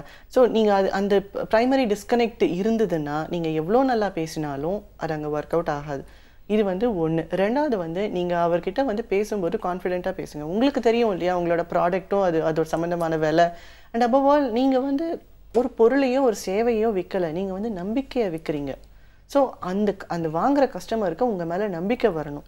இந்த மாதிரி சில சின்ன சின்ன விஷயங்கள்லாம் அங்கே மிஸ் ஆகும்போது தான் டீல் க்ளோஸ் ஆகாமல் போகுது. ஓகே, அது வந்து அவங்க நோட் பண்ணுவாங்க அப்படின்னு கூட சொல்லலாம் இல்லையா? நிச்சயமா நோட் பண்ணுவாங்க. ஓகே, as a கஸ்டமர் வந்து நம்ம வந்து இப்போ பொதுவாக ஒரு சேல்ஸ்மேன் வராருன்னா நம்ம நிறைய விஷயங்களை வந்து ஃபர்ஸ்ட் அப்பியரன்ஸை வந்து நோட் பண்ணுவோம். அதுக்கப்புறம் அவர் எப்படி பேசுறாரு, ரொம்ப கன்வின்சிங்காக பேசினா கூட நம்ம வந்து பிலீவ் பண்ண மாட்டோம். ஓரளவுக்கு ப்ராக்டிக்கலாக பேசினா தான் வந்து பிலீவ் பண்ணும். இந்த மாதிரி அது கஸ்டமரோட பாயிண்ட் ஆஃப் வியூலேயே நம்ம நிறைய விஷயங்கள் வந்து எக்ஸ்பெக்ட் பண்ணும்போது ட்ரெயின் பண்ணுற நீங்கள் பார்த்தீங்கன்னா வந்து ஒரு மாடல் சேல்ஸ் பர்சன் வந்து இப்படி தான் இருக்கணும் அப்படின்னு சொல்லிட்டு ஏதாவது ஆட்டிடியூட்ஸ் ஏதாவது நீங்கள் வந்து சொல்லி தருவீங்களா? கண்டிப்பாக லைக் ஃபர்ஸ்ட் நான் இப்போ ஸ்டார்ட் பண்ணேன் இல்லையா, அந்த மாதிரி பேசிக்காக நீங்கள் விற்கிற பொருள் மேலே உங்களுக்கு நம்பிக்கை இருக்கிற மாதிரி இருக்கணும். நீங்களே வந்து அதுக்கு ஒரு கஸ்டமராக இருப்பீங்களா, எந்த அளவுக்கு அந்த பொருளை வந்து நீங்கள் பேஷனேட்டாக விற்க முடியும் அப்படின்றத வந்து பார்க்கணும். ரெண்டாவது வந்து மோட்டிவேஷன். நீங்கள் வந்து 10 பேர் இன்றைக்கி மீட் பண்ண போகிறீங்க அப்படின்னா 10 பேரையும் ஒரே எனர்ஜி லெவலோடு நீங்கள் மீட் பண்ணணும். ஒருத்தர்கிட்ட வந்து ரொம்ப டயர்டாக பேசிட்டு ஒருத்தர்கிட்ட வந்து ரொம்ப எந்தூசியாஸ்டிக்காக நீங்கள் அப்படி பேசுனீங்கன்னா நிச்சயமாக டீல் வந்து க்ளோஸ் ஆகாது. மூணாவது முக்கியமான விஷயம் என்னென்னா ஹோம்ஒர்க் பண்ணணும். ஒரு கிளைண்ட்டை வந்து நம்ம இன்றைக்கி மீட் பண்ண போகிறோம், ஒரு கஸ்டமர் வந்து இன்றைக்கி மீட் பண்ண போகிறோம் அப்படின்னா நீங்கள் அப்பாயின்மெண்ட்ஸ் ஃபிக்ஸ் பண்ணியிருக்கீங்க, அவுட் கால்ஸ் போகிறீங்க அப்படின்னா அந்த கிளைண்ட் யார், என்ன, எப்படி, இது எல்லாமே வந்து நீங்கள் ஹோம்ஒர்க் பண்ணணும். 4வது முக்கியமான விஷயம், நீங்கள் யாரை பார்த்து பேச போகிறீங்க, டெசிஷன் மேக்கரை பார்த்து பேச போகிறீங்களா, இன்ஃப்ளூயன்சரை பார்த்து பேச போகிறீங்க. Decision maker is the ultimate person who sign your cheque. கடைசியில் உங்களுக்கு பணம் கொடுக்க போகிறது என்னமோ டெசிஷன் மேக்கர் தான். இன்ஃப்ளூயன்சர்னு பார்த்தீங்கன்னா யார் வந்து அவங்களுக்கு எடுத்து சொல்வா, அவங்க வந்து யாரோட கன்சல்ட் பண்ணுவாங்க. இப்போ 4 ஆப்ஷன் இருக்குது, 4 ஆப்ஷனில் சார் இது வாங்கலாம் சார், இது எனக்கு என்னமோ இந்த பர்சன் கொஞ்சம் பெட்டராக தோன்றாரு, இந்த கம்பெனி கொஞ்சம் பெட்டராக தோணுது, நான் இங்கே ரிவ்யூ படித்தேன் சார், இது வந்து ரிவ்யூ கொஞ்சம் அட்வர்ஸாக இருக்குது அப்படின்னு யார் இன்ஃப்ளூயன்சர், இவங்க 2 பேர்ல தான் வந்து நீங்கள் மீட் பண்ணுறது உங்களுக்கு ஃப்ரூட்ஃபுல்லாக இருக்கும். இதை தவிர்த்து நீங்கள் வேறு யாரை மீட் பண்ணாலும் அவ்வளோ ஃப்ரூட்ஃபுல்லாக இருக்காது. அதுக்காக உங்களுக்கு அப்பாயின்மெண்ட் யார்கிட்ட கிடைக்கிட்டோ அவங்கள போய் மீட் பண்ணாதீங்கன்னு சொல்ல, அவங்கள போய் மீட் பண்ணிவிட்டு அடுத்த மீட்டிங் டெசிஷன் மேக்கரோடய இன்ஃப்ளூயன்சரோடையும் நீங்கள் அரேஞ்ச் பண்ணிக்கணும், அவங்கள மீட் பண்ணணும். Then 5th one is follow up. இன்னைக்கு மீட் பண்ணிட்டு வந்துட்டேன் விட்டுறேன் அப்படின்னு விட்டுறக்கூடாது. We have to keep following up. சில நேரங்களில் கஸ்டமர்ஸ் கிளைண்ட்ஸ் வந்து கொஞ்சம் ரஃபாக பிஹேவ் பண்ணுவாங்க. தே வில் நாட் ரஃபாக பிஹேவ் பண்ணால் கூட அது ஒரு மாதிரி சமாளிச்சுட்டு போயிடலாம். சம்டைம்ஸ் அவங்க ரிப்ளையே பண்ண மாட்டாங்க, அப்படியே டார்மெண்ட்டாக போயிடும், ஃபோன் அடித்தாலும் எடுக்க மாட்டாங்க, செய்ய மாட்டாங்க. அப்போ இவங்கள ஃபாலோ அப் பண்ணலாமா வேண்டாமா அப்படின்னு சில பேர் ரொம்ப தயங்குவாங்க. நான் என்ன சொல்கிறேன், அதை ஃபாலோ அப் பண்ணுற மாதிரி பண்ண வேண்டாம். ஒரு தீபாவளி வாழ்த்து, இல்லை ஒரு பொங்கல் வாழ்த்து, இல்லை ஒரு நியூ இயர் விஷ், இந்த மாதிரி ஏதான ஒரு வகையில் அவங்கள வந்து அவங்கள ரிமைண்ட் பண்ணிகிட்டே இருங்க, நான் இங்கே இருக்கேன், நம்ம மீட் பண்ணியிருக்கோம் அப்படின்னு சொல்லி அவங்கள ரிமைண்ட் பண்ணிகிட்டே இருங்க. ஏதான ஸ்பெஷல் ஆஃபர்ஸ், டிஸ்கவுண்ட்ஸ் இருந்ததுன்னா அதை அவங்களுக்கு அனுப்பிக்கிட்டே இருங்க. You never know, sometimes they just come back. So இந்த மாதிரியான சில பேசிக் தம்ப் ரூல்ஸ் எல்லாம் இருக்குது. வருண், பொதுவாக வந்து பார்த்தீங்கன்னா இந்த மார்க்கெட்டிங், சேல்ஸ் இது சம்மந்தமாக வந்து படிக்கும்போது வந்து கண்டிப்பாக சைக்காலஜியும் கொஞ்சம் படிச்சுக்கோங்க அப்படின்னு சொல்லிட்டு சில சாஃப்ட் ஸ்கில் ட்ரெயினர்ஸ் சொல்கிறத வந்து நான் கேட்டிருக்கேன். செம்ம பாயிண்ட் ஒன்று சொன்னீங்க. இப்போ வந்து உங்களுக்கு என்ன பிடிச்ச மாதிரியே பேசிட்டு இருப்பீங்க, பட் உங்களுக்கு வந்து என்ன பிடிக்காம இருக்கு அப்படின்னு நான் எப்படி கண்டுபிடிக்கிறது? இந்த மாதிரி வந்து கண்டுபிடிக்கிறது எப்படின்னு பார்த்தீங்கன்னா வந்து சின்ன விஷயங்கள்லாம் வந்து அது நிறைய இருக்கு. நான் 1-2 வந்து சொல்கிறேன். நான் உங்ககிட்ட பேசிட்டே இருக்கும்போது நீங்கள் வந்து கண்ணை வந்து இப்படி கீழே பார்த்தீங்கன்னா வந்து you are not interested in my conversation. இந்த மாதிரி வந்து சின்ன சின்னதாக நிறைய விஷயங்கள் இருக்கு. இன்ஃபேக்ட் அவங்க பாடி லாங்குவேஜ் வச்சு கண்டுபிடிக்கலாம், அவங்களுடைய மேனரிசம் வச்சு கண்டுபிடிக்கலாம், நிறைய விஷயங்கள் இருக்கு. ரொம்ப கான்ஷியஸ் ஆகுறீங்களே, கண்டுபிடிக்கலாம் அப்படின்னு சொல்லிட்டு. இல்ல, இன்ஃபேக்ட் வந்து ரொம்ப இன்ட்ரெஸ்டிங்கான ஒரு டாபிக் கூட. அண்ட் இதை தெரிஞ்சு வச்சுக்கிட்டா வந்து இந்த சேல்ஸ் பர்சன்ஸ்க்கு ரொம்பவே வந்து யூஸ்ஃபுல்லா இருக்கும். ஸோ இந்த குதிரைக்கு கடிவாளம் கட்டின மாதிரி ஒரே விஷயத்தை தெரிஞ்சுக்காதீங்கப்பா, அதை சுற்றியும் நிறைய பரவலான விஷயங்கள்லாம் தெரிஞ்சுக்கிட்டீங்கன்னா யூஸ்ஃபுல்லாக இருக்கும். அப்படிங்கிற மாதிரி தான் இன்னைக்கு நிறைய விஷயங்கள் வந்து கற்றுட்டு இருக்கோம் அப்படின்னே சொல்லலாம். டைம் கம்மியாக இருக்கு, கொஸ்டின்ஸ் ஆனால் நிறைய இருக்கு, இன்ட்ரெஸ்டிங்காகவும் இருக்கு. ஸோ கேட்கலாம் ஒரு குட்டி பிரேக் அப்புறமா. புதிய FM ஸ்டேஷன்ல இது இனிய வைப் என்று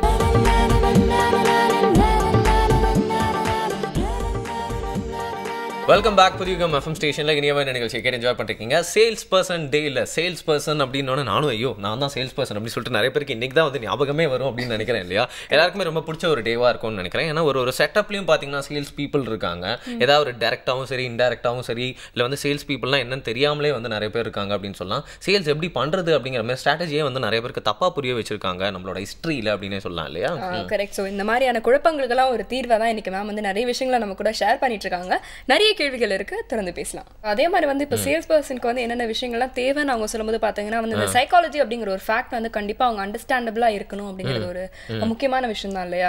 இது வந்து ஒரு மைண்ட் கேம் அப்படின்னு கூட சொல்லலாம். ஆனா இன்னொரு தரப்பு மக்கள் இருக்காங்க நம்ம ஊர்லயே, சரி, அது வந்து ரொம்ப பயஸ்டா பேசுவாங்க, சேல்ஸ் பர்சனான்னு சொல்லிட்டு. ஏன்னா அவங்களுக்கு பொறுத்த வரைக்கும் அவங்களுக்கு சினிமாவில் பார்த்த சேல்ஸ் பர்சன் இல்லை சேல்ஸ் பர்சனா ஸ்டீரியோடிபிக்கலாக இது மட்டும் தான் சேல்ஸ் பீப்புள் அப்படிங்கிற மாதிரி அவங்க நினச்சிட்டு இருக்க விஷயங்கள் எல்லாம் இருக்கும். பட் நிறைய பேர் அவங்களுக்கே தெரியாம சேல்ஸ் வேலை தான் பண்ணிட்டு இருக்காங்க. ஸோ யாருன்னா சேல்ஸ் பர்சன், என்னென்ன டைப்ஸ் ஆஃப் சேல்ஸ் பர்சனாக இருக்க முடியும்? சேல்ஸில் பார்த்தீங்கன்னா ப்ராட்லி டெலி சேல்ஸ் இருக்குது, and then indoor sales, and then out calls போவாங்க, they sell a particular product or service. So இந்த மாதிரி 3 வகையாக பிரிக்கலாம். ப்ராட்லி டெலிசேல்ஸ் பண்ணுறவங்க வந்து ஃபோனில் கோல்ட் கால்ஸ் வச்சு ஜென்ரேட் பண்ணுவாங்க, லீட்ஸ் ஜென்ரேட் பண்ணுவாங்க. இப்போ உங்களுக்குலாம் கூட கால் வர நேரத்தில் பர்சனல் லோன் வேணும். ஸோ அந்த மாதிரி வேலையில் இருக்கிறவங்களுக்கு தான் உண்மையிலேயே ரொம்ப கஷ்டமான வேலை. ஏன்னா எதிர்முனையில் இருக்கிறவங்க என்ன நிலைமையில் இருக்காங்க, என்ன பண்ணிகிட்டு இருக்காங்க, அவங்களுக்கு வந்து எவ்வளோ இரிட்டேட்டிங்காக இருக்கும் அப்படிங்கிறதெல்லாம் வந்து நிஜமாக புரியாமல் அவங்க தான் மட்டும் இல்லாமல் நம்ம யாரையாவது வந்து செம்மையாக திட்டிட்டு திருப்பி திட்டு வாங்காமல் இருக்க முடியும்னா அவங்க மட்டும் தான் அப்படின்னு சொல்லிட்டு நிறைய பேர் நினச்சிட்டு இருக்காங்க. பீப்புள் அவங்க கிட்ட மட்டும் ரொம்ப அட்வான்டேஜ் எடுத்து பேசிடுவாங்க அப்படின்னு சொல்லலாம். எக்ஸாக்ட்லி. ஸோ அவங்க தான் இருக்கிறதுலே ரொம்ப vulnerable. But having set that வேறு அவங்களுக்கும் வேறு ஆப்ஷன் இல்லை. 2 மணிக்கு அவங்க மத்தியானம் கால் பண்ணுவாங்க. அந்த பர்சன் வந்து பேஷண்ட்டாக இருக்கலாம், மாத்திரை போட்டு தூங்கிட்டு இருக்கிறவங்களா இருக்கலாம். அங்கே அப்போ அந்த நேரத்தில் கால் பண்ணி உங்களுக்கு கிரெடிட் கார்டு வேணுமா லோன் வேணுமான்னு கேட்டால் அவங்களுக்கு இரிட்டேஷன் வர தான் செய்யும். ஸோ இந்த மாதிரி வேலையில் இருக்கிறவங்களை வந்து நான் என்ன சஜஸ்ட் பண்ணுவேன் அப்படின்னா, கேளுங்க, உங்களுக்கு ஒரு நிமிஷம் பேசலாமா, இல்லை நான் வேறு ஏதாவது நேரத்தில் கால் பண்ணலாமா, அவங்களோட டைமை ரெஸ்பெக்ட் பண்ணுங்கள். அவங்கக்கிட்டேயே கேளுங்க, இது நல்ல நேரமாக, is this a good time sir, இந்த ப்ராடக்ட் பற்றி பேசலாமா அப்படின்னு கேட்டுட்டு பேசுங்க. ஸோ அவங்க டைம் ரெஸ்பெக்ட் ஆகப்படும் போது அவங்களும் வந்து கொஞ்சம் இரிட்டேஷன் கம்மியாகும். ஓகே. ஒன்று. ரெண்டாவது வந்து என்னென்னா, திரும்ப திரும்ப ஒரே நம்பரை ஷார்ட் டியூரேஷனில் கால் பண்ணாதீங்க. நாளைக்கு திரும்பி அவரே, நாளைக்கு அவரே இரிட்டேட் தான் ஆவாங்க. ஒரு ரீசனபிள் பீரியட் ஆஃப் டைமுக்கு அப்புறம் ஃபாலோ அப் பண்ணுங்கள். ஃபாலோ அப் பண்ணுறதுனாலும் மோஸ்ட் இம்பார்ட்டன்ட்லி லீட் நீங்கள் ஜென்ரேட் பண்ணிங்கன்னா அதை ப்ராம்ப்டாக அவங்க கொண்டு போய் உங்களோட சேல்ஸ் டீம்கிட்ட கொடுங்க. அண்ட் அவங்க வந்து அதை ஃபாலோ பண்ணுறாங்களா அப்படின்னு பாருங்கள். பிகாஸ் நீங்கள் ஜென்ரேட் பண்ணுற லீட் வந்து ஃப்ரூக்டிஃபை ஆகும்போது தான் உங்களுக்கும் பெனிஃபிட். ஸோ இது வந்து this is as far as telesales is concern.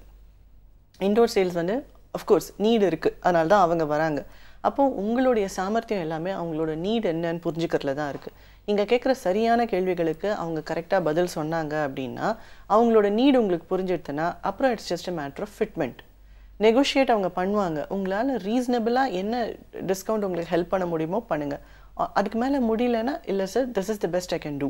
Okay, this is the best I can do. But இது வந்து நீங்கள் எப்போ வந்தாலும் நான் உங்களுக்கு பண்ணி கொடுக்கறதுக்கு ரெடியாக இருக்கேன், அது கிளியராக சொல்லிவிடுங்க. This is as far as showroom sales or indoor sales is concern.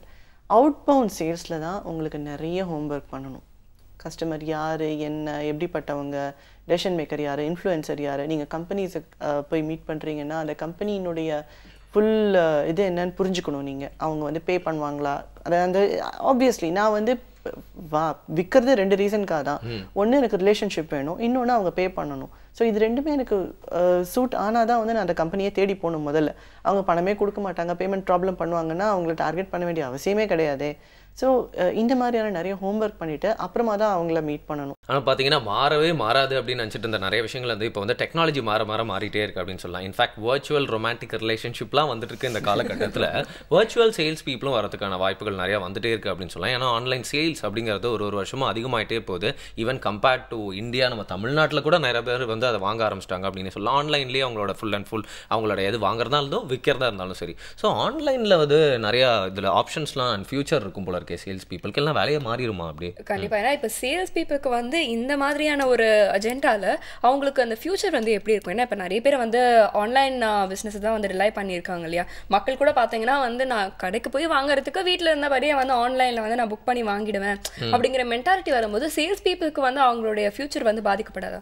நம்ம வீட்டுக்கு வேறு அதுவும் யாராவது எடுத்துகிட்டு வந்தாலே ஒரு ட்ரெண்டியாக இருக்குது, நான் வந்து ஆர்டர் பண்ணி வாங்கியிருக்கேன் அப்படின்னு சொல்கிறதுக்கே. ஸோ நல்லா ஆகிட்டு வருது அப்படின்னு நினைக்கிறேன். இது வந்து நீங்கள் கேட்குற கேள்வி எப்படி இருக்குது அப்படின்னா, கம்ப்யூட்டர்ஸ்லாம் வந்துடுச்சே அப்போ மனுஷங்களுக்குலாம் வேலை இருக்காதா அப்படின்னு கேட்குறத நீங்கள் மாற்றி கேட்குறீங்க. உண்மையில் அப்படி ஆகாது. ஏன்னா இந்த எதை விற்கணும்னு தெரியணும் சில விஷயங்கள்லாம். இப்போ துணி விற்கிறதுக்கு வேணால் உங்களுக்கு தனியான எக்ஸ்பர்டீஸ் தேவை இல்லாமல் இருக்கலாம், அதை வேணால் ஆட்டோமேட் பண்ண முடியலாம். பட் வேறு சில சர்வீசஸ், வேறு சில ப்ராடக்ட்ஸ்லாம் விற்கிறதுக்கு கண்டிப்பாக ஆளுங்க தேவை. லைக் ஐ செட், முன்னாடியே நான் சொன்னேன், சேல்ஸ் அப்படிங்கிறது வந்து ஒரு பொருளையோ ஒரு சேவையோ விற்கிறத விட நம்ம நம்பகத்தன்மையை விற்கிறோம். we are selling trust, we're not selling product or a service. So அந்த ஹியூமன் எலிமெண்ட் இல்லாமல் ஒரு விஷயத்தை வாங்குறது வந்து கண்டிப்பாக ஸ்மூத்தாக இருக்கலாம். மேபி சில basic needs, food, clothing, shelter விஷயங்களில் இருக்கலாம். அது போக மீதி எல்லாமே வந்து ஹியூமன் ஃபேக்டர்ன்றது ரொம்ப ரொம்ப முக்கியம். நீங்களே பார்க்குறீங்க, இப்போது சைக்காலஜி பேஸ்ட் ப்ராடக்ட்ஸ் எல்லாம் வந்து ரொம்ப ஈஸியாக விற்கலாம்.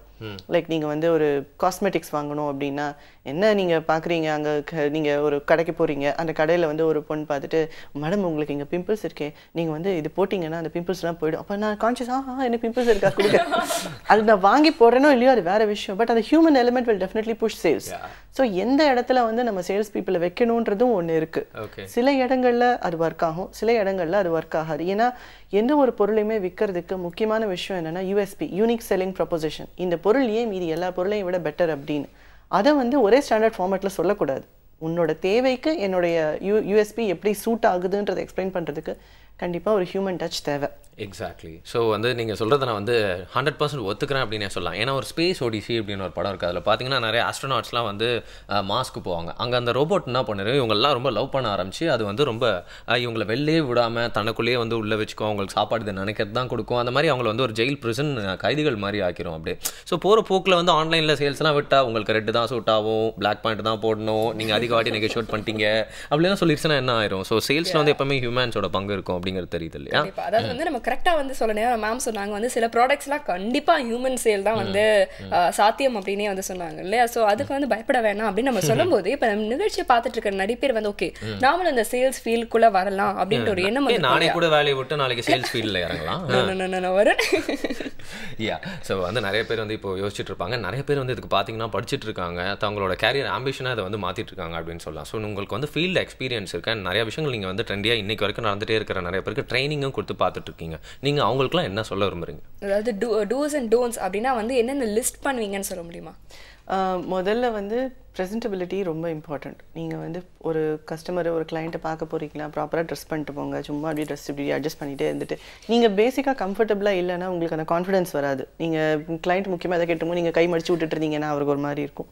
ஸோ ஃபர்ஸ்ட் நீங்கள் ப்ரெசென்டபுளாக இருங்க. சூஸ் சம் ப்ராப்பர் அட்டையர், நீட்டாக ட்ரெஸ் பண்ணிட்டு போங்க. அதே மாதிரி எல்லா பெண்களையும் நான் சொல்ல வரல, இப்படி சும்மா அப்படி பண்ணிவிட்டு துப்பட்டா அட்ஜஸ்ட் பண்ணிவிட்டு இந்த மாதிரியான டிஸ்ட்ராக்டிவ் விஷயங்கள் பண்ணாதீங்க. கஸ்டமர்ஸ் கிளைண்ட்ஸுக்கு போகிறீங்களா, ப்ரொஃபஷ்னலாக ஃபோக்கஸ்டாக உங்களுடைய ப்ராடக்ட் அண்ட் உங்களோட சர்வீஸ் நீங்கள் எப்படி அவங்களுக்கு ஹெல்ப் பண்ணலாம், why are you the best, அதை நீங்கள் சுருக்கமாக எலிவேட்டர் பிச்சுன்னு சொல்லுவாங்க, அது வந்து நீங்கள் சுருக்கமாக வச்சுக்கோங்க. இந்த எலிவேட்டர் பிச் வந்து உங்களால் 1 நிமிஷத்துலையும் பண்ண முடியணும், 10 நிமிஷத்துலையும் பண்ண முடியணும், 1 மணி நேரத்துலையும் பண்ண முடியணும். டைம் அவங்க கிளைண்ட்டுக்கு என்ன டைம் இருக்குன்றதை பொறுத்து நீங்கள் சொல்லணும். அவர் ரொம்ப பிஸியாக இருக்காருன்னா 1 நிமிஷத்தில் ரத்ன சுருக்கமாக சொல்லிவிட்டு, சார் ஃபார் மோர் இன்ஃபர்மேஷன் என்னை காண்டாக்ட் பண்ணுங்கள் சார், நான் உங்களுக்கு ஆஃப்லைனில் டீட்டெயில்ஸ் மெயில் அனுப்புகிறேன். பிகாஸ் மெயில் அனுப்புறது is also way of follow up. So பண்ணிவிட்டு நீங்கள் வெளில வந்துடுங்க. ரொம்ப அவர் அப்பாயின்மெண்ட் கொடுத்துட்டாருன்றதுக்காக உட்காந்து 6 மணி நேரம் மொக்க போட்டிங்கன்னா அவருக்கு சிச்சின்னு ஆகிடும். அவரோட நிலைமையை புரிஞ்சு பேசுங்க. அவர் வந்து 5 மினிட்ஸ் கொடுக்குறாருன்னா 1 மினிட்டில் நீங்கள் முடிச்சுட்டு மீதி 4 மினிட்ஸ் அவருக்கு எதான கேள்வி இருக்கா கிளாரிஃபை பண்ணுங்கள். அதே மாதிரி if he is really relaxed, அப்போ வந்து போகணுன்னு குதிக்காதீங்க. சார் இது 10 மினிட்ஸ் 1 மினிட் கம்ப்ளீட் பண்ணுறீங்களா, இன்னும் கொஞ்சம் அவருக்கு டைம் இருக்கா, 10 மினிட்ஸ்லேருந்து சில பாயிண்ட்ஸ் எடுத்து சொல்லுங்கள். It depends. அதே மாதிரி உங்களுக்கு வந்து சேல்ஸ் ப்ராடக்ட்டை பற்றின விஷயம் மட்டும் இல்லாமல் உங்களுக்கு வேரிட் அதர் டாபிக்ஸும் தெரிஞ்சிருக்கணும். சப்போஸிங் அந்த கிளைண்ட் வந்து நீங்கள் ஆஃபீஸில் இல்லாமல் வேறு எங்கேயோ மீட் பண்ணுறீங்க, லெட்ஸே அவர் வந்து கோல்ஃப் கிளப்பில் கோல்ஃப் ஆடிட்டுருக்காரு அப்படின்னா கோல்ஃபை பற்றி ஓரளவுக்காவது தெரிஞ்சுட்டு போங்க. நான் இதில் 4 அடிப்பேன் சார், நான் அதில் 6 அடிப்பேன் சார் பேசிடாதீங்க. ஸோ வேரிட் சப்ஜெக்ட்ஸில் வேரிட் விஷயங்கள் அல்லது தெரியலன்னா ஃப்ராங்காக கூட சொல்லுங்கள். பட் நான் என்ன சொல்லேன்னா ஒரு எங்கேஜிங் கான்வர்சேஷனுக்கு உங்ககிட்ட ஸ்டஃப் இருக்கணும். ஸோ நிறைய படிங்க, நிறைய கற்றுக்கோங்க, ஹோம்ஒர்க் பண்ணுங்கள். எந்தெந்த கம்பெனிஸ் என்னென்ன பண்ணுறாங்க, நிறைய ஹை வேல்யூ டீல்ஸ்லாம் பார்த்தீங்கன்னா நியூஸ் பேப்பரில் ட்ராக் பண்ணலாம்.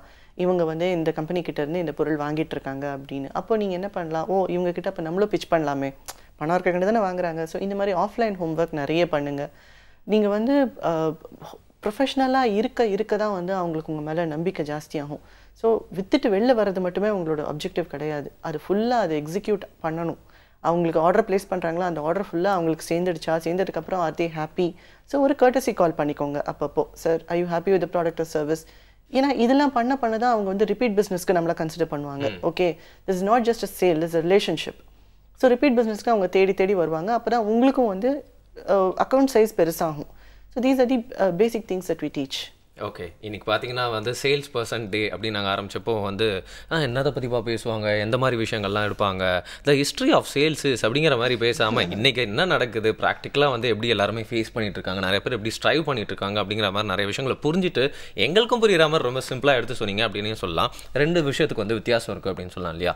விற்கிறதுக்கும் இல்லை வாங்க வைக்கிறதுக்கும் ஒருத்தருக்கு வந்து ஒரு விஷயத்தை கொடுக்கறது அப்படிங்கிற மாதிரி ஒரு ஆங்கிள்லேருந்து பார்க்க வச்சிருக்காங்க அப்படின்னு சொல்லலாம் இல்லையா? கண்டிப்பாக ரொம்ப கிளியராக நீங்களே வந்து டெஃபினேஷன் வந்து கொடுத்துட்டீங்க. நானே ஒரு சேல்ஸ் பர்சன் ஆயிட்டேன்ல, நம்ம அப்படின்னு சொல்லலைன்னா நம்மளே நம்மளுடைய ப்ராடக்ட்டை வந்து கரெக்டாக விற்கலன்னா ஆடியன்ஸ் வந்து டென்ஷன் ஆயிடுவாங்க இல்லையா? ஸோ நிறைய விஷயங்கள் நாங்கள் உங்ககிட்ட இருந்து கற்றுக்கிட்டோம்னு சொல்லலாம். Thank you so much. Thanks for your time. Thank you.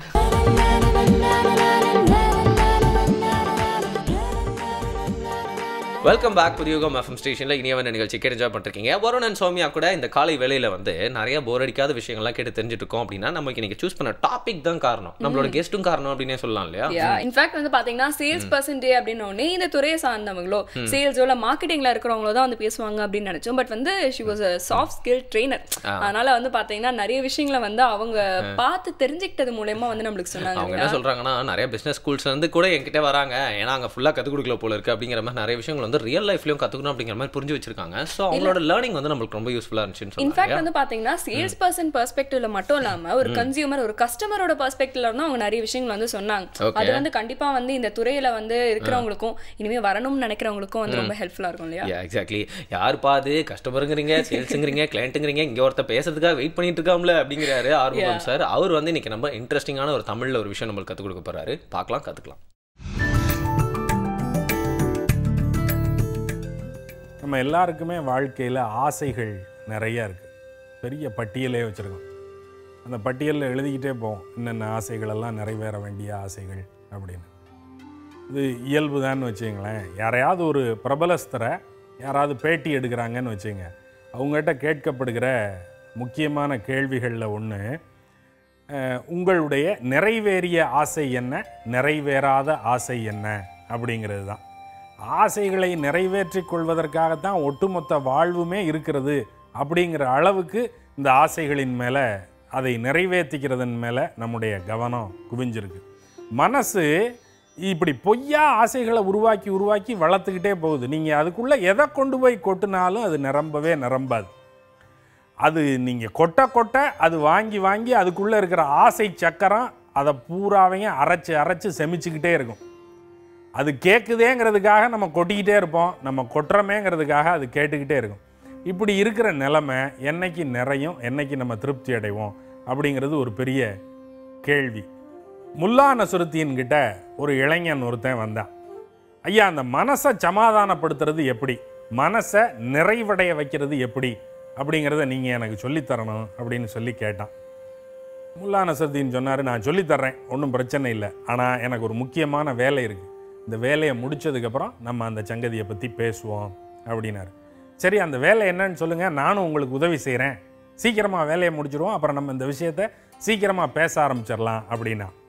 Mullah நசுருத்தீன் சொன்னார், ரைட்டு, என்னோட வா அப்படின்னு கூட்டிகிட்டு போனார். வீட்டுக்கு பின்னாடி ஒரு கிணறு இருக்குது. இந்த கிணத்துலேருந்து தண்ணி இறைச்சி பக்கத்தில் ஒரு தொட்டி இருக்குது, அந்த தொட்டியில் நிரப்பணும், அதுதான் வேலை. இவர் அந்த வேலையை செய்ய ஆரம்பித்தார்.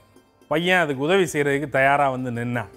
ஆனால் பையன் ரொம்ப அதிர்ச்சி அடைஞ்சிட்டான். அந்த வேலையை அவர் செய்கிற விதத்தை பார்த்த உடனே என்ன பண்ணாருன்னா, இவர் இறைக்கிறாரு தண்ணியை, ஆனால் அந்த இறைக்கிற வாளி இருக்குது பார்த்தீங்களா, அது ஓட்ட வாளி, தூரே கிடையாது அந்த வாளிக்கு. தூரே இல்லாத ஒரு வாளியை வச்சு எப்படியா தண்ணி இறைக்கிறதுன்னு இந்த பையன் ரொம்ப ஆச்சரியப்படுறான். ஆனால் அவர் அதை பற்றியெல்லாம் கவலையே படலை. தண்ணி இறைச்சிக்கிட்டே இருக்கார். இறைச்சி இதில் ஊற்றுறாரு, அதில் தண்ணியே வரலைன்னு வச்சுக்கங்க. ஊற்றுற தொட்டியை அந்த பையன் பார்க்குறான். ஊற்றுற தொட்டியிலையும் தூரே கிடையாது, அடியே இல்லை, வெறுமனை 4 செவரு மட்டும்தான் இருக்குது. தண்ணியை ஊற்ற அது போய்கிட்டே தான் இருக்கும். தண்ணியை ஊற்றுனாலும், நல்ல வாளி வச்சு இறைச்சி ஊற்றுனாலும் தொட்டியில் தண்ணி நிற்காது. ஏன்னா தொட்டியும் ஓட்ட வாளியை வச்சு ஓட்ட தொட்டியில் எப்படி தண்ணியை நிரப்புறது? இவன் கேட்டான், இது எப்படிங்க சாத்தியம், இது ஒரு வேலைன்னு நீங்கள் செய்கிறீங்க, நீங்கள் ஒரு அறிஞர்னு நம்பி நான் வேற உங்கள்கிட்ட உபதேசம் கேட்குறேக்கா வந்தனே அப்படின்னா.